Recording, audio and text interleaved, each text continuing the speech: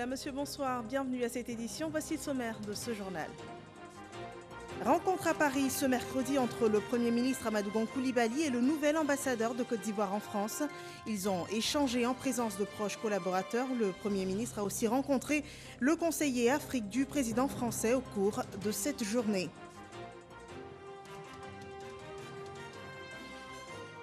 En Côte d'Ivoire, les familles des soldats tombés au front lors de l'attaque de Kafolo reçoivent la compassion du chef de l'État et de la nation ivoirienne.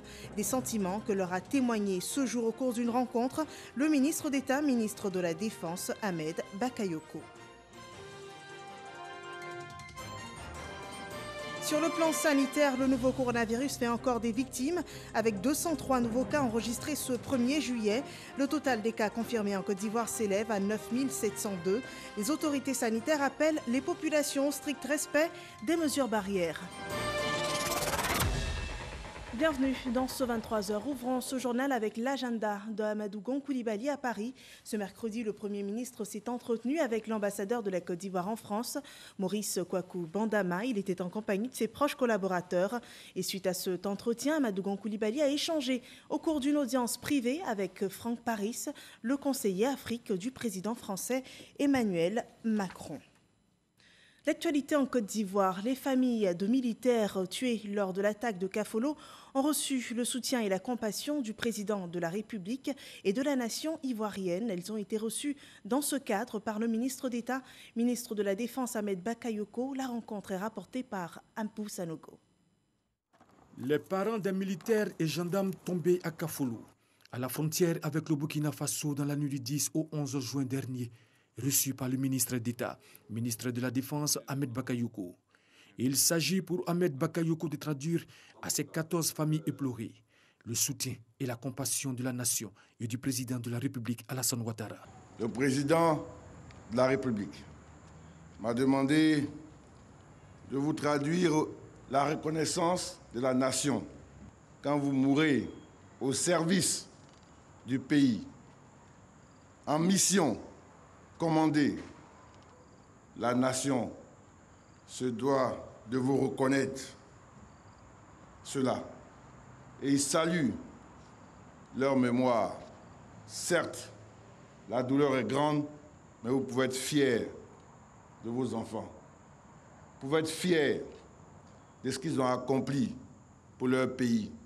Ahmed Bakayoko annonce que ses familles attristées auront le soutien de l'État de Côte d'Ivoire. L'État va continuer à vous aider, à aider vos enfants.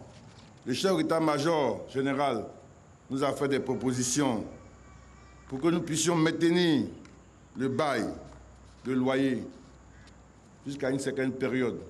Également, que nous puissions maintenir les salaires pendant une période pour que ce soit un soutien pour vos enfants et vos familles. Ces familles ont en retour exprimé leur reconnaissance au chef de l'État. Je voudrais dire sincèrement merci. Parce que dès les premières heures, le gouvernement n'a cessé de nous soutenir jusqu'à ce jour. Je voudrais, au nom de ses parents, remercier son Excellence, Monsieur le Président de la République. Une cérémonie en hommage aux soldats tombés à Kafolo aura lieu ce jeudi 2 juin à la place d'armes générale du corps d'armée. Ouattara Paul Thomas Dakin, en présence du président de la République Alassane Ouattara, chef suprême des armées. Dans l'actualité économique de la Côte d'Ivoire, le budget 2021 était au cœur de l'activité parlementaire ce mercredi. La programmation budgétaire et économique pluriannuelle 2021-2023 a meublé les échanges entre les députés de l'Assemblée nationale et le ministre du Budget et du portefeuille de l'État. Cette programmation projette à 8 629,1 milliards de francs CFA le budget 2021, suivant ses explications de Lanciné Bakayoko. Ce document d'orientation qui présente dans les détails la trajectoire budgétaire de l'État sur la période 2021-2023 vise à accroître l'efficacité du recouvrement des recettes intérieures. Il ambitionne surtout de consolider la maîtrise des charges et de l'endettement public et de poursuivre la politique d'investissement. Il s'agit donc de renforcer la prise en charge de toutes les questions liées à l'enseignement, à la santé, aux équipements collectifs, aux différentes infrastructures. Je crois que ce sont des choses que nous allons poursuivre dans les années à venir pour consolider la compétitivité de notre économie. Les principales hypothèses qui sous-tendent la croissance économique prennent en compte la réduction de l'impact de la Covid, la consolidation de la stabilité sociopolitique et la poursuite des réformes structurelles. Ce type de débat-là, c'est de savoir, nous, comment est-ce qu'on va davantage affecter la ressource et la façon dont la ressource va être affectée, ça touche les populations au quotidien. Le budget de l'État pour l'année 2021 est projeté à 8 629 milliards de francs CFA. Il devrait s'accroître pour atteindre 9 129 milliards en 2022 et 9 916 milliards en 2023. Sur cette base, l'activité économique devrait afficher un taux de croissance annuel moyen de 6,5%. C'est une appréciation saine de l'évolution de notre économie. On a une économie qui a des capacités de production qui sont assez importantes, qui n'ont pas été entamées particulièrement. Donc il n'y a pas de raison pour que, dès que les choses se reviennent à la normale, que nous ne revenions pas au rythme que nous connaissions par le passé. Toutes ces données économiques et budgétaires présentées aux députés sont provisoires et pourraient connaître, en cas de besoin, quelques évolutions avant l'adoption du budget 2021. Dans la commune de Cocody, le quartier Riviera à Labra est de nouveau sinistré suite aux récentes inondations causées par les pluies diluviennes. Ce n'est pas une première. Pour mémoire, en 2018, les habitants de ce quartier avaient vécu le cauchemar des inondations causées par les pluies. Après cet autre épisode, désemparées, elles demandent de l'aide. Leur difficile réalité est rapportée par Herman Guivet.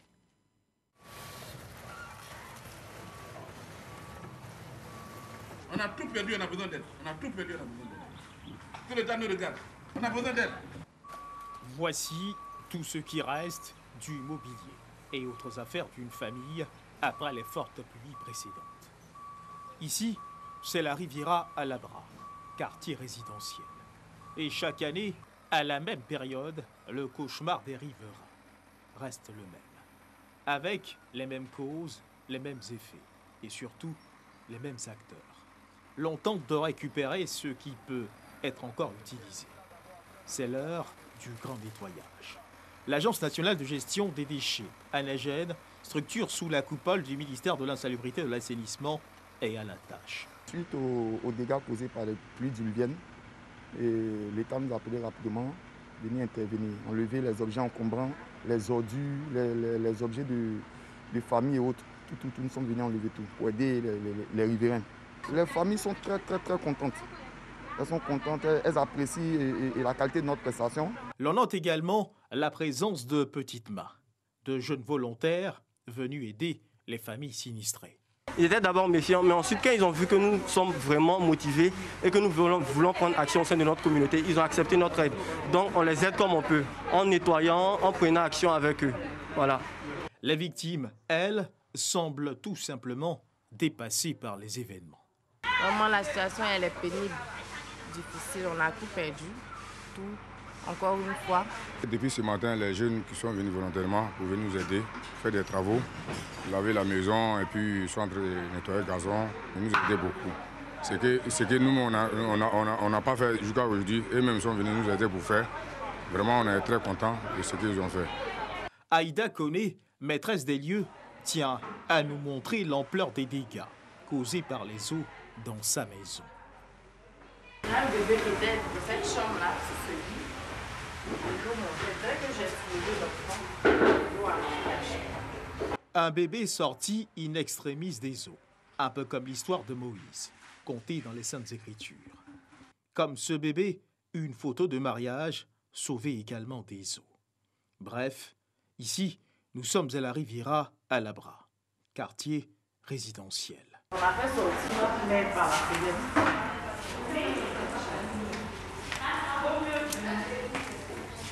Le sauveur de la mer, le voici, Bakayoko Anzumana. Il raconte. Je suis descendu sur la gare, posé là-bas, puis j'ai marché sur la clôture. Arrivé sur ce mur-là, le volume d'eau était tellement énorme, ça arrivait ici. C'est là que je suis venu trouver que la dame était avec sa maman. Sur le matelas, avec sa fille, ils ont attrapé la maman, elle ne pouvait pas sortir. Je les ai dit de la faire sortir par la fenêtre. Donc j'ai essayé de défoncer un peu la fenêtre pour la faire sortir. Je l'ai attrapée, la mettre sur mon dos. Puis j'ai marché sur la petite pour aller avec elle, pour aller là, remettre aux autres. Et c'est après ça maintenant je suis redescendu venu sauver ces deux filles. Un autre héros des temps modernes. Pour sauver leur vie, les habitants de la maison ont dû gagner les hauteurs. Comme des centaines de riverains, les questionnements sur l'ambiguïté du lendemain restent les mêmes. On ne sait même plus quoi faire. On doit déménager, on ne peut pas partir. Parce qu'on part, on va où? On n'est pas en location de la maison. Les parents ont travaillé le jour pour acheter cette maison. Et aujourd'hui, on ne peut pas laisser cette maison et partir. On va où? Un véritable sentiment d'impuissance devant ce qui tend à s'inscrire dans le quotidien annuel des riverains du quartier Alhambra. Selon Dame Koné, on ne pouvait qu'apercevoir la toiture des maisons, tant l'eau de ruissellement avait gagné en hauteur. Selon certains témoignages recueillis auprès de riverains, ce problème ne serait pas seulement lié aux questions de drainage, mais également à la conséquence de constructions anarchiques en périphérie de leur quartier. En attendant qu'une solution radicale porte ses fruits, on ramasse les ordures, on passe la serpillière, on déblaye, on chasse l'eau de ruissellement, tentative, peut-être désespérée, de redonner au quartier son lustre d'antan. Voilà une bien triste situation que vivent ces populations. Et comme la pluie qui sévit, la pandémie de coronavirus est encore présente. Le virus fait encore des victimes. Voyons le point à ce jour de la gestion de la Covid-19 en Côte d'Ivoire.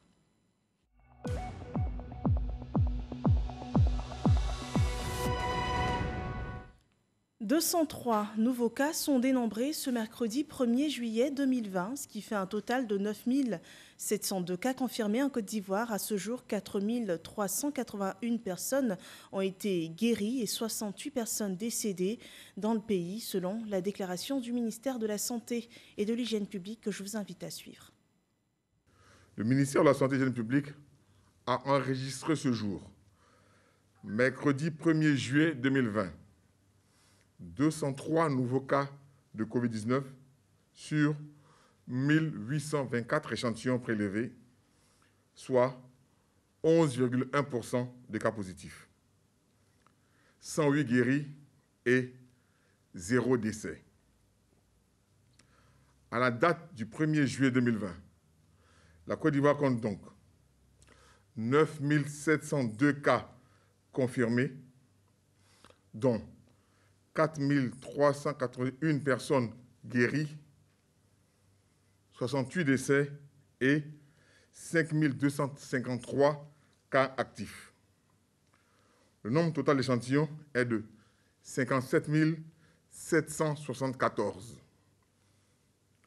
Le ministre de la Santé et de l'Hygiène publique rappelle que la pandémie n'est pas terminée. Il exhorte les populations au strict respect des mesures barrières, notamment le lavage des mains à l'eau et au savon, la distanciation physique et le port de masque lorsque nous sommes dans les lieux publics afin de nous protéger et de protéger les autres.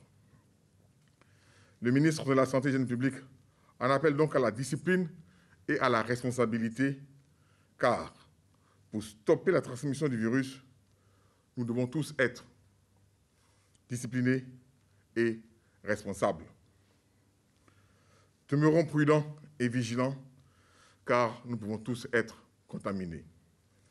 Si vous toussez, avez de la fièvre, des difficultés respiratoires et une perte de goût de l'odorat, n'hésitez pas à vous rendre dans un des centres d'accueil de dépistage Covid-19 ou appeler les numéros gratuits suivants, le 101, le 119, le 125 et le 143. Voyons à présent l'évolution de la pandémie hors de chez nous. Au Ghana, on enregistre 17 741 cas confirmés, 112 décès. En Guinée, 5 391 cas confirmés, 33 décès. Au Nigeria, 25 694 cas confirmés, 590 décès. En Afrique du Sud, 151 209 cas confirmés et 2 657 décès. En Égypte, 68 311 cas confirmés et 2 953 décès. Le monde entier enregistre 10 538 577 cas confirmés et 512 689 personnes décédées à travers le monde des suites de la Covid-19. Et puis, la recherche scientifique annonce une avancée dans la recherche de remèdes à ce virus. Une collaboration germano-américaine pour un projet de vaccin a annoncé ce mercredi des résultats préliminaires positifs sur 45 participants. Le vaccin expérimental serait capable de générer une réponse d'anticorps neutralisant chez les humains à des niveaux supérieurs ou égaux à ceux observés dans les sérums convalescents faits de sang provenant de personnes ayant été infectées par le virus et s'étant rétablies. Ces données préliminaires viennent d'un essai dit de phase 1 sur 2 réalisé aux États-Unis qui visait à vérifier que le vaccin n'était pas toxique et déclenchait une réponse du système immunitaire pour préparer le corps à résister au virus. En Côte d'Ivoire, le point presse du gouvernement sur la gestion de la pandémie a présenté ce jour les modalités de l'ouverture du trafic aérien international, la situation sanitaire et l'implication des forces sécuritaires pour le respect des gestes barrières étaient également à l'ordre du jour, suivant le compte-rendu de Franck Quadio. Point sécuritaire et sanitaire sur la Covid-19. En point d'orgue, la reprise des vols internationaux à l'aéroport Félix Houphouët-Boigny, mais contexte sanitaire oblige, toutes les précautions sont prises selon le directeur général de la SODEXAM, Société d'exploitation et de développement aéroportuaire, aéronautique et météorologique. Afin de garantir à nos passagers un parcours sain, les aéroports sont désormais dotés de dispositifs de lavage des mains, de dispositifs de distribution de gel hydroalcoolique, de façades en plexiglas. Nous relevons cependant que des inquiétudes demeurent au niveau de l'obtention des autorisations de sortie. C'est la raison pour laquelle le ministère des Transports, en étroite collaboration avec les ministères de l'Intérieur et de la Santé, a mis en ligne un formulaire de déclaration de déplacement. Pour les informations complémentaires, le site du ministère des Transports www.transport.gouv.ci est recommandé. Les précautions d'usage pour prévenir la pandémie. Il en a été aussi question avec le maire de Ouragayo, ville du centre-ouest dans la région du Go. Les mesures barrières arrêtées par l'État ont été rappelées à la population. Nous avons eu plusieurs réunions, à peu près 28 réunions, avec toutes les couches sociales.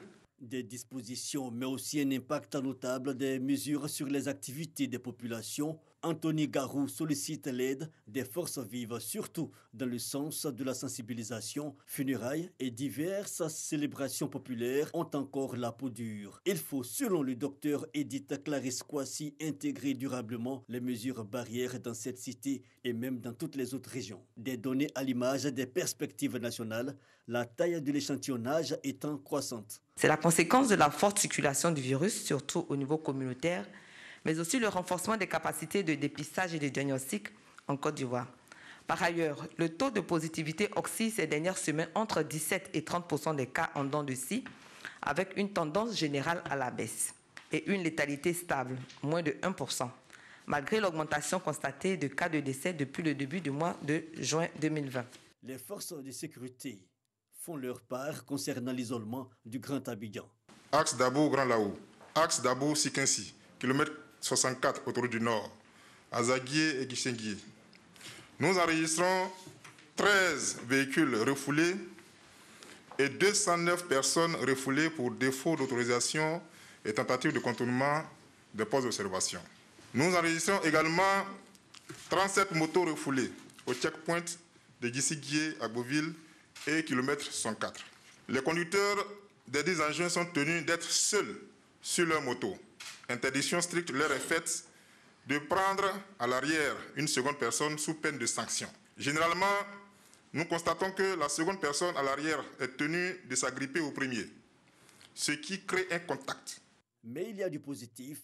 Les acteurs du transport ont été salués pour leurs efforts. Seulement 125 véhicules mis en fourrière et plus de 400 masques distribués. Par contre, les entreprises publiques et privées, les kiosques et les sites de jeux sont appelés à plus de vigilance.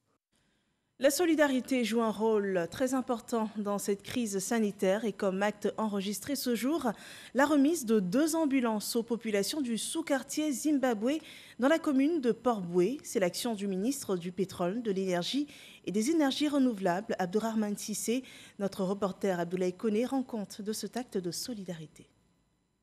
C'est un don qui va améliorer la qualité du suivi et la prise en charge des malades au niveau de Port-Boué. Le ministre Abdourahmane Cissé est revenu vers ses semblables les mains chargées en offrant 2 ambulances entièrement équipées.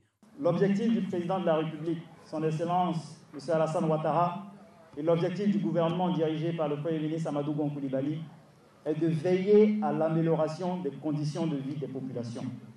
Qui dit amélioration des conditions de vie des populations dit bien entendu amélioration de la santé. Parce que sans santé, vous n'avez rien. Et c'est fort de cela que j'ai le plaisir aujourd'hui de remettre au nom du Premier ministre Amadou Gon Coulibaly les 2 ambulances que vous voyez ici. Une pour l'hôpital général de Port-Boué et une autre pour le centre de santé de Vindi, Zimbabwe. Ces 2 nouvelles ambulances viennent compléter les 2 autres offertes 4 ans plus tôt par le même donateur. Pour le ministre de la Santé et de l'Hygiène publique, il s'agit d'un appui considérable à son département. Monsieur le ministre, merci beaucoup. Merci pour ce que vous avez fait pour la commune de Port-Boué au niveau des services de la santé et nous veillerons à ce que ces véhicules, ces ambulances soient utilisés de la plus belle manière. Dans ce domaine d'ambulance, le gouvernement fait de gros efforts. En moins d'1 mois et demi, c'est plus de 52 ambulances que le gouvernement nous a fait distribuer, nous a fait mettre à la disposition des établissements sanitaires et cela va continuer. Conformément au programme du gouvernement, l'hôpital général de Port-Boué sera entièrement réhabilité à partir de l'année prochaine. Mais d'ici là, des travaux d'urgence seront faits dans les plus brefs délais afin de soulager les populations. En marge de la cérémonie, plusieurs dons en vivres et non-vivres ont été faits par les 2 ministres. Et nous parlons à présent de dialogue social. La première session ordinaire du Conseil national de dialogue social pour la mandature 2020-2023 s'est ouverte ce lundi 29 juin. La structure a pour mission de promouvoir le dialogue social en Côte d'Ivoire. Bernard Ndoumi est reconduit pour un nouveau mandat à la tête de l'institution qui enregistre de nouveaux conseillers parmi les 54 membres. L'ouverture de cette session s'est faite en présence du ministre Pascal Kwaku Abinan qui a salué les actions déjà menées par le CNDS. Partons à présent pour Bouaké, la capitale de Bouaké, qui abrite une prestigieuse école, l'ENSOA. Elle a été ouverte en mai 1978.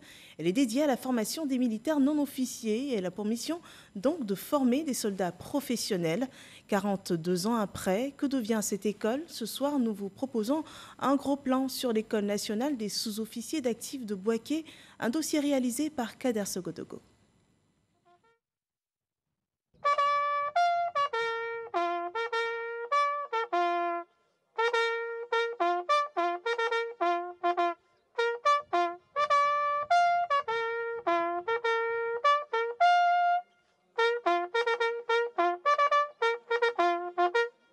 L'École nationale des sous-officiers d'actifs de Bouaké, ENSOA.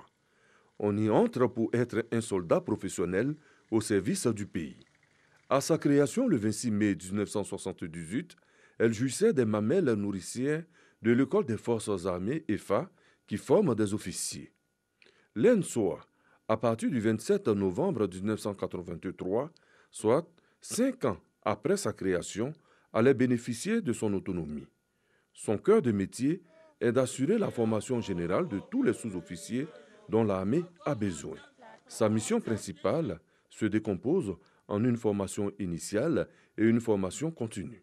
Sa mission secondaire est la formation des spécialistes et des paramilitaires, police, douane, eaux et forêts, etc. Ici, à l'ENSOA, pour entrer, il y a 2 possibilités. On appelle le recrutement direct et le recrutement indirect. Semi-direct, j'allais dire. Le recrutement direct, c'est par voie de concours, c'est-à-dire on est un civil avec le BPC, niveau première, on passe le concours d'entrée à l'École nationale des sous-officiers d'actifs. Mais il s'est trouvé que ces 2 dernières promotions, sinon la dernière promotion, la promotion qui va bientôt sortir, ça a été un concours exceptionnel. C'est-à-dire c'était des spécialistes seulement qui sont rentrés. Des gens qui avaient le bac et qui étaient spécialisés dans des domaines spécifiques. Un emploi du temps minutieux. Le régime est militaire. Ici, on débute les cours à partir de 6h30. On commence d'abord par le sport. Le sport peut être fait d'un footing simplement, ou bien ça peut être fait d'un parcours de combattant, ou bien d'un TAP lourd. Et à l'issue du sport, on fait ce qu'on appelle généralement nos rassemblements. S'il y a des messages qu'on doit porter à la connaissance des différents stagiaires, on le fait. Et les cours proprement commencent à 8h30. 8h30 qui finissent à 12h30, ils prennent une pause et on reprend à 14h30 pour finir à 17h30. Les stagiaires sont regroupés en fonction de leur spécialité. Un tour à l'infirmerie. Un encadrement de proximité est fait pour les futurs infirmiers de l'armée. Ils font d'abord la formation commune de base, formation militaire que tout le militaire doit faire. Ensuite, ils ont fait un corps de troupes au sein de l'infirmerie ici, c'est-à-dire avec la formation, ils sont venus pour qu'on puisse voir déjà leurs aptitudes. On a pleinement conscience de sa partition. Il y avait une formation ancien infirmier. À l'issue de cela, ils ont lancé le concours et nous sommes venus à l'ENSOA. La formation militaire n'était pas du jeu. On nous a dosé pendant cette formation. On a appris beaucoup de choses. On a surmonté ce qu'on ne pouvait pas faire. Je suis un petit garçon aujourd'hui. Au parc auto, la mécanique est un domaine bien présent dans l'armée. Des cours sont dispensés.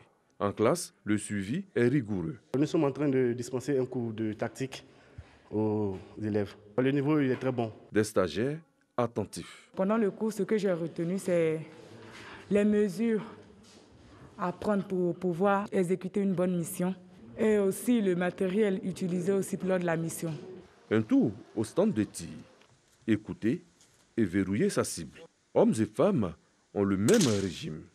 Il arrive même que la précision se conjugue au féminin. J'ai juste fait ce qu'on m'a recommandé pendant les cours et j'ai tiré. Mon objectif, c'est de ne jamais rater ma cible. L'École nationale des sous-officiers d'active, dans son fonctionnement, va connaître 2 grandes dates. Le 3 mars 2005, le transfert de l'école de Boaké à Daoukro avec une extension à Abidjan-Akwedo. Le 4 avril 2017, son retour à Boaké sur les sites de l'EFA. L'ENSOA a 42 ans aujourd'hui. L'école a des perspectives pour son rayonnement. Le vœu le plus cher, c'est de voir cette école devenir une école d'excellence. L'école doit avoir un auditorium, avoir une salle informatique, avoir un labo d'anglais, parce qu'aujourd'hui, les hommes que nous formons sont systématiquement appelés à aller aux missions onusiennes. Et ces missions-là, la langue anglaise est mise en priorité. L'École nationale des sous-officiers d'active ambitionne également de devenir une école nationale à vocation régionale. Les autorités ivoiriennes travaillent dans ce sens. Sa devise reste la même, s'instruire pour ne pas subir. Voilà un reportage enrichissant sur l'ENSOA à revoir sur toutes nos plateformes digitales. Les soldats de la communication seront distingués à l'occasion de la 2e édition de l'Ordre du mérite de la communication. 65 personnalités marquantes du secteur de la communication en Côte d'Ivoire se verront élevées au grade de commandeur, officier et chevalier dans l'Ordre du mérite de la communication. L'événement se tiendra en décembre prochain. Dans l'actualité politique de la Côte d'Ivoire, à Dimbokro, les communautés d'An et Oué ont été entretenues sur l'importance de participer pour tout citoyen à l'opération de révision de la liste électorale, une sensibilisation qu'a menée Adama Koulibaly, dont témoigne Cheikh Koné. Elles sont venues de toutes les contrées, mais pour des raisons de respect des mesures barrières, elles se sont faites représenter par leurs différents chefs et responsables. Elles, ce sont les communautés d'An et Oué, de la région d'Unzi. Elles ont voulu marquer leur engagement pour la victoire d'Amadou Gon Coulibaly, candidat du RHDP, à la prochaine élection présidentielle. Un engagement salué par le ministre de l'économie et des finances, Adama Coulibaly, par ailleurs coordonnateur régional du RHDP d'Unzi. Ce peuple est un peuple direct. Quand il choisit quelque chose, il y va. Moi, je crois que le soutien que nous avons reçu formellement de la part de ces communautés montre effectivement que cette communauté votera massivement pour notre candidat le mois venu. Pour le coordonnateur régional du RHDP, une victoire écrasante aux prochaines élections passe nécessairement par une participation massive des populations à l'opération de révision de la liste électorale. Il a par conséquent invité les deux communautés à en faire une priorité. Car pour Adama Coulibaly, le candidat au meilleur profit pour conduire la destinée de la Côte d'Ivoire reste le candidat du RHDP. Mais avant le vote, j'ai beaucoup insisté là-dessus. Ce qui est important aujourd'hui, c'est l'enrôlement, que les gens s'inscrivent sur les listes électorales pour pouvoir transformer en fait leur soutien et leur capital de sympathie en vote effectif le jour du scrutin. Pour la circonstance, Adama Coulibaly avait à ses côtés ses collègues coordonnateurs régionaux d'UNICI, à savoir la ministre de la Femme, de la Famille et de l'Enfant, Ramatali Bakayoko, et le secrétaire d'État, Kofi Lataï. Pour revenir à l'actualité du moment relative à la crise sanitaire du Covid-19, le ministre de l'Économie et des Finances a exhorté les communautés d'Anhéoué au strict respect des gestes barrières édictés par le gouvernement. C'est la fin de cette édition. Merci de nous avoir suivis. Faites-vous enrôler, respectez les gestes barrières et surtout restez vigilants face aux pluies diluviennes. Portez-vous bien. Rendez-vous demain.